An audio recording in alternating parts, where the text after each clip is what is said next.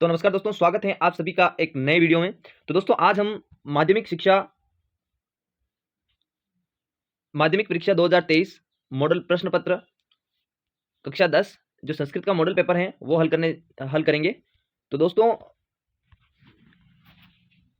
ये संस्कृत का model paper कुछ इस तरीके का आपका जो है बोर्ड परीक्षा में इस तरीके का संस्कृत का मॉडल पेपर आएगा। तो बिना किसी देरी के चलिए वीडियो शुरू करते हैं। तो दोस्तों सबसे पहले आप ये समझिए दोस्तों, पूर्णांक 80 नंबर का रहेगा और समय 3 घंटा और 15 मिनट का आपका पेपर रहेगा।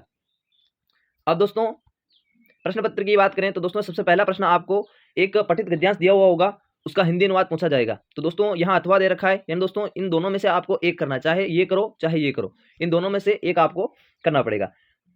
इसी तरीके से दोस्तों प्रश्न संख्या 2, अधोलिखित पठित पद्यांश हिंदी भाषा सप्रसंगम अनुवाद लिखत। तो दोस्तों यहाँ पर आपको दूसरा प्रश्न जो है वो पठित पद्यांश दिया होगा। दोस्तों वहाँ गद्यांश दे रखा है, ये गद्यांश दिया हुआ है और यहाँ पर दोस्तों पद्यांश दे रखा है। तो आपको यहाँ पर भी अथवा वाला दे रखा है, यानी दोस्तों अगर आपको इसका हिंदी अनुवाद आ रहा है तो आप ये लिखिए और इसका हिंदी अनुवाद आ रहा है तो ये लिखिए, दोनों में से एक आपको करना पड़ेगा। इसी तरीके से दोस्तों यहाँ पर अधोलिखित नाट्यस्य सप्रसंग हिंदी अनुवाद लिखा था। तो दोस्तों यहाँ पर नीचे नाटक दिया हुआ है, तो यह नाटक का जो है वो आपको हिंदी अनुवाद लिखना पड़ेगा। तो दोस्तों यहाँ पर दो नाटक दे रखे हैं, पहला और अथवा दे रखा है दोस्तों, यहाँ पर दूसरा नाटक दे रखा है। तो आप दोनों में से जो आपको आ रहा है अच्छी तरीके से आप दोनों में से एक कर सकते हैं दोस्तों। यहाँ पर आपको नाटक का भी सप्रसंग अनुवाद लिखना पड़ेगा। अब दोस्तों इसी तरीके से प्रश्न संख्या 4, अधोलिखित पद्यांश संस्कृत भावार्थ लिखत। तो दोस्तों यहाँ पर आपको दो पद्यांश दे रखे होंगे जो 2 नंबर के रहेंगे। दो पद्यांश दे रखे हैं दोस्तों, यानी अथवा दे रखा है, आप दोनों में से एक कर सकते हैं। यहाँ पर आपको संस्कृत भाषा में जो है वो इसका अनुवाद करना है दोस्तों। यहाँ पर आपको संस्कृत भाषा में उसकी व्याख्या लिखनी है, इसका भावार्थ संस्कृत भाषा में लिखना है। अब इसी तरीके से दोस्तों अब आएंगे किताबी क्वेश्चन। अधोलिखित सप्तुष चतुर्थना प्रश्नानाम संस्कृत उत्तराणे एक वदन लिखा था। तो दोस्तों यहाँ पर नीचे जो क्वेश्चन दिए हुए हैं उसमें से आपको सिर्फ 4 प्रश्नों का 7 क्वेश्चन दे रखे हैं दोस्तों, उसमें से 4 प्रश्नों का आपको जो है वो उत्तर लिखना है दोस्तों, वो भी संस्कृत भाषा में और एक पद में। यहाँ एक पद दे रखा है दोस्तों, यानी एक पद में ही उत्तर लिखना है दोस्तों। यहाँ 7 प्रश्न दे रखे हैं, इनमें से जो आपको 4 क्वेश्चन आते हैं वो 4 क्वेश्चन आप 4 क्वेश्चनों का आंसर यहाँ लिख सकते हैं दोस्तों। ये प्रश्न 2 नंबर का है, 2 नंबर का है, यानी आप रेशियो निकाल लीजिए, प्रत्येक क्वेश्चन आधे नंबर का रहेगा। अब यहाँ पर दोस्तों नीचे वही वापस सब 7 क्वेश्चन दे रखे हैं, इसमें से 4 आपको करने और उत्तर जो है वो पूर्ण वाक्य यानी दोस्तों पूरे वाक्य में लिखना है। वहां एक पद में लिखना था, यहाँ पर पूर्ण वाक्य के रूप में लिखना है। ये दोस्तों 4 क्वेश्चन ये 4 नंबर का रहेगा और प्रत्येक जो क्वेश्चन है वो 1 नंबर का रहेगा। तो यहाँ पर भी दोस्तों 7 प्रश्न दिए हुए हैं, 7 में से सिर्फ आपको 4 क्वेश्चन करने हैं और वाक्य जो उत्तर जो है वो पूर्ण वाक्य के अंदर लिखना है। अब इसी तरीके से दोस्तों प्रश्न संख्या 6, अधोलिखित श्लोकस्य अन्वयन कुरुत।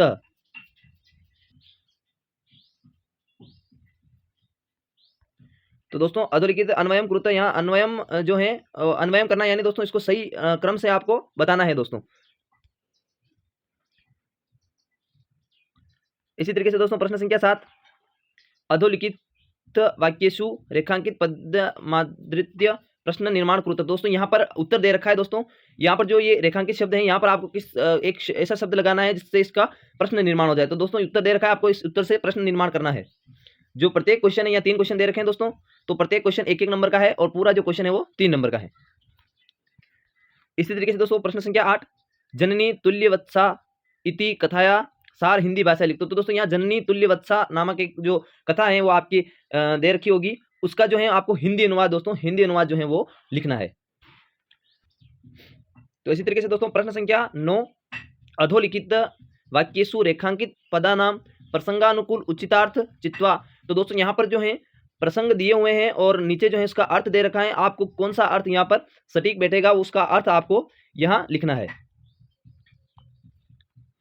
अब इसी तरीके से दोस्तों प्रश्न संख्या 10, स्व पाठ्य पुस्तकात प्रश्न पत्र मचित्रे 2 श्लोक को लिखत। तो दोस्तों आपकी पाठ्य पुस्तक से 2 श्लोक जो हैं यहाँ पर लिखने हैं, आपको 2 श्लोक आपकी पाठ्य पुस्तक से अच्छी तरीके से तैयार कर लेने हैं दोस्तों। अब आप यहाँ पर देखिए दोस्तों, आप 4 श्लोक याद कीजिए दोस्तों, क्योंकि हो सकता है जो 2 श्लोक आप याद करें वो इस प्रश्न पत्र में आ जाएं। तो आप 4 श्लोक याद कीजिए दोस्तों। इसमें लिखा हुआ है स्व पाठ्य पुस्तकात प्रश्न पत्र ऋच दो श्लोका लिखित। तो दोस्तों यहाँ पर जो इसने कह रखा है कि दो श्लोक, वो श्लोक लिखने हैं आपको जो इस प्रश्न पत्र में ना हो, तो आपको इस प्रश्न पत्र में जो दो श्लोक ना हो वो दो श्लोक आपको यहाँ लिखने हैं। तो दोस्त 4 श्लोक आप अपने पाठ्य पुस्तक से कंप्लीट कीजिए दोस्तों। आप इसी तरीके से दोस्तों प्रश्न संख्या 11, अधोलिखित अपठित गद्यांश से पठित्वा एतद रिक्ता प्रश्नाना यथा निर्देशम उत्तराणि लिखता। तो दोस्तों यहाँ पर इस गद्यांश को जो है आपको ध्यानपूर्वक पढ़ना है और जो नीचे प्रश्न पूछे गए हैं, जो नीचे दोस्तों यहाँ पर प्रश्न पूछे गए हैं ये प्रश्न, तो इन प्रश्नों को ध्यान से पढ़कर आपको उत्तर लिखना है। यहाँ पर दोस्तों वही वापस सिस्टम, इसको ध्यान से पढ़ना है। जो दोस्तों यहाँ पर अपठित गद्यांश दे रखा है उस गद्यांश को ध्यान से पढ़ना है, इसको ध्यान से पढ़ना है। और नीचे वाले क्वेश्चन दोस्तों यहाँ पर जैसे इसने दे रखा है एक पदेन उत्तर, तो यहाँ पर दोस्तों एक पद में उत्तर लिखना है। प्रत्येक प्रश्न का जो अंक है वो आधे नंबर का रहेगा, तो ये 2 नंबर का हो जाएगा ये गद्यांश का पहला।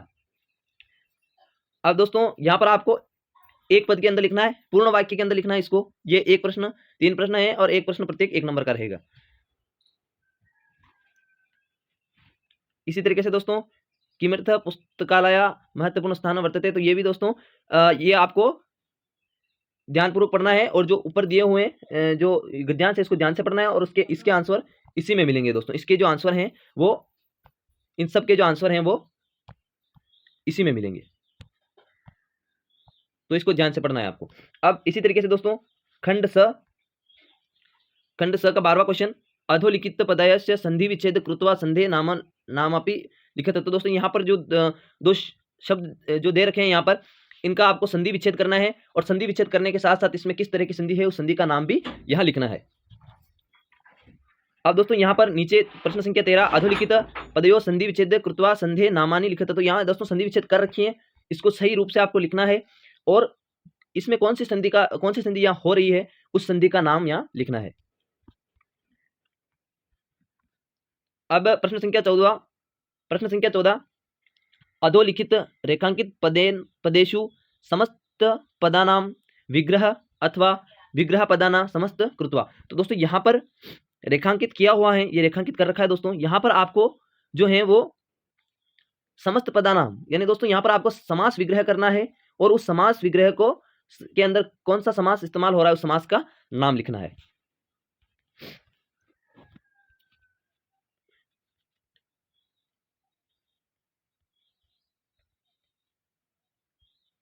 अब इसी तरीके से दोस्तों प्रश्न संख्या 15, अधोलिखित पदेषु रेखांकित पदेश्य विभक्ति तत्व कारणत्रच लिखा था। तो दोस्तों यहाँ पर आपको नीचे जो पद दे रखे हैं इसके अंदर कौन सी विभक्ति इस्तेमाल हुई है उस विभक्ति का नाम आपको यहाँ लिखना है दोस्तों, कौन सी, और यहाँ पर कारण भी बताना है दोस्तों।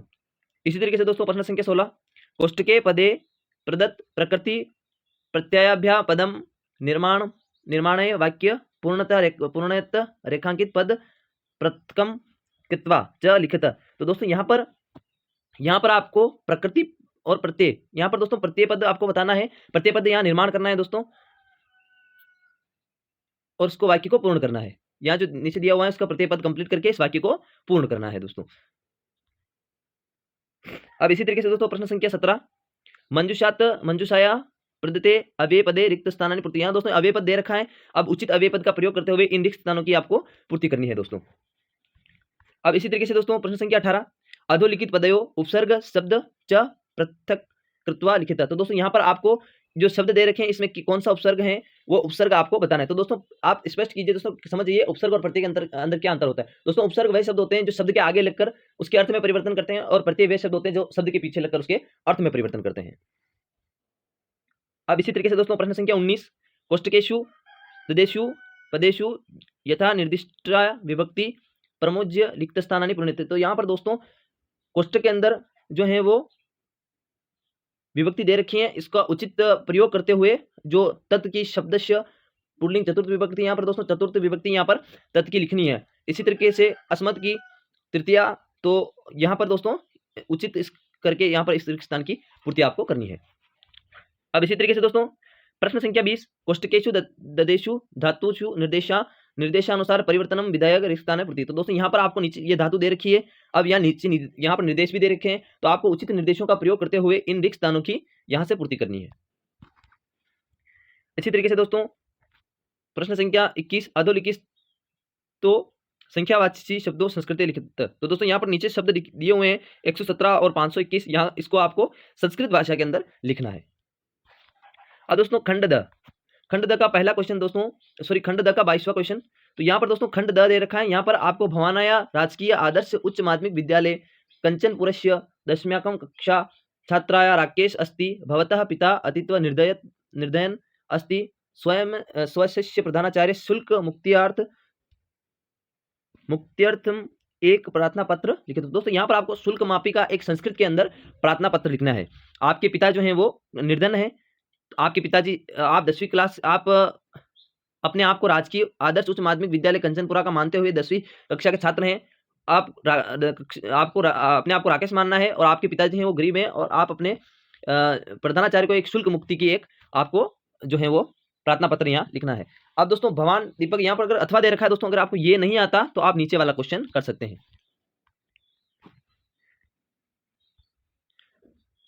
अब इसी तरीके से दोस्तों 23वां प्रश्न, अधः प्रदत्त चित्र दृष्टवा मंजूषात प्रदत्त शब्दाया सहायताया संस्कृते अष्टवाक्य निर्माण करते। दोस्तों यहाँ पर आपको नीचे जो है ये एक चित्र दे रखा होगा इस तरीके का, आपको मंजूषा के अंदर जो शब्द दे रखे हैं उनका प्रयोग करते हुए आपको 8 वाक्यों का जो है अष्टवाक्य यानी दोस्तों 8 वाक्य का जो है वो संस्कृत भाषा के अंदर निर्माण करना है।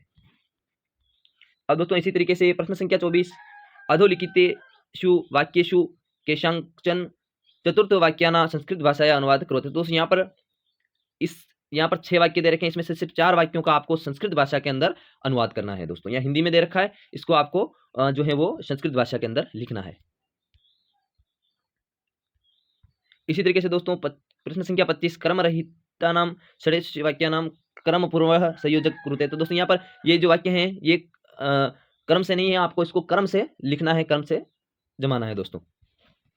अगर ये आपको नहीं आता तो नीचे वाला क्वेश्चन अथवा दे रखा है दोस्तों, अथवा नीचे वाला क्वेश्चन भी आप कर सकते हैं दोस्तों।